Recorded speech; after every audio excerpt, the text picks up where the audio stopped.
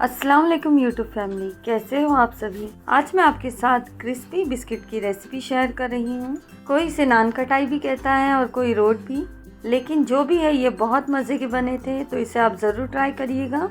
इसे बनाना भी बहुत आसान है और आप इसे एक बार बनाकर स्टोर भी करके रख सकते हैं। तो एक बाउल में 250 ml मैदा लेंगे, 250 ml रवा, इसे सूजी भी कहते हैं, और 250 ml पिसी हुई शक्कर, यानी ये तीनों की क्वांटिटी सेम होनी चाहिए। अब उसी बाउल से 1/4 बाउल ग्रेटेड सूखा खोपरा लेंगे, हाफ टी स्पून इलायची पाउडर, हाफ टी स्पून नमक और 3 बड़े चम्मच घी के डालेंगे।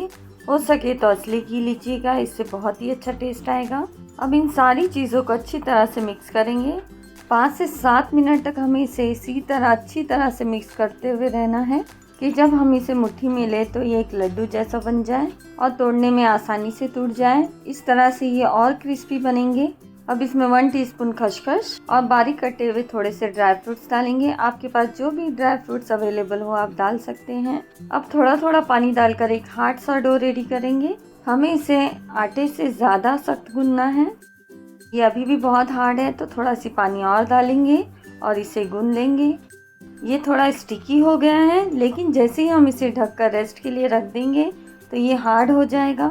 रखने से ये होगा कि रवा पानी सोखेगा, तो 30 से 40 मिनट तक इसे यूं ही ढककर रख देंगे।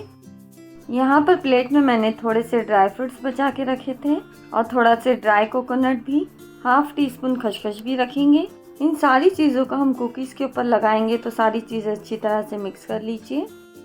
तो देखिए कुकीज़ का डो भी रेडी हो गया है और ये कितना हार्ड हो गया है। अभी ये हाथ को स्टिक भी नहीं कर रहा है। अब इसमें half tea spoon baking soda डालेंगे।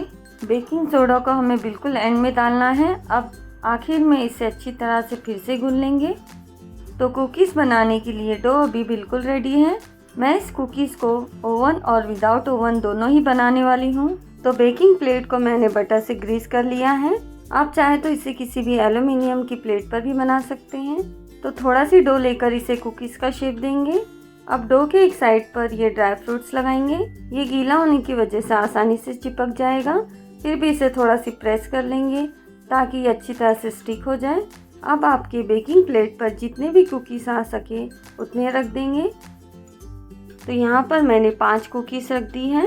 तो यहाँ पर कढ़ाई को मैंने 10 मिनट पहले प्रीहीट कर लिया था। जिस तरह हम ओवन को प्रीहीट करते हैं इसी तरह कढ़ाई को भी करेंगे। अब इस प्लेट को रख देंगे।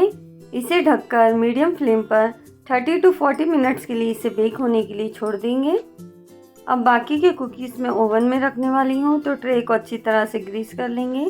अब सेम उसी तरह डो को कुकीज़ का शेप देकर इस पर ड्राई फ्रूट्स लगाएंगे और ट्रे में रखते जाएंगे। ट्रे बड़ी होने की वजह से इसमें कुकीज़ ज़्यादा आ गए हैं और कुकीज़ का डो भी ख़त्म हो गया है। अब सेम ओवन में भी इसे 10 मिनट पहले प्रीहीट कर लेंगे। उसके बाद 200 डिग्री पर इसे 30 to 40 मिनट्स के लिए बेक होने के लिए छोड़ देंगे।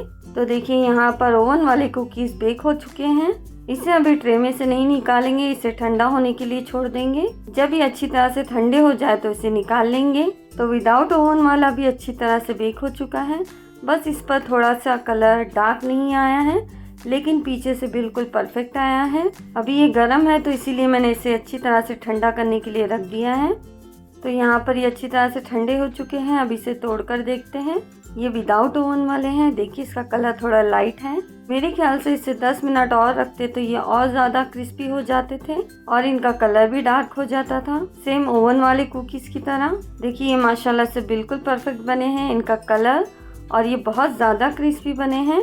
इसीलिए जब भी आप विदाउट ओवन वाले कुकीज़ को बेक करें तो उसे 40 मिनट्स की जगह 50 मिनट्स के लिए बेक कर दीजिए। और जिन्हें थोड़ा सी नरम पसंद है तो वो इसी तरह 40 मिनट्स में ही निकाल लें। तो आपको जिस तरह भी कुकीज़ पसंद हो, ज़्यादा हार्ड या सॉफ्ट, तो आप उसी तरह इसे बेक करिए। ये खाने में भी बहुत टेस्टी बने हैं, तो इसे ज़रूर ट्राई करिए।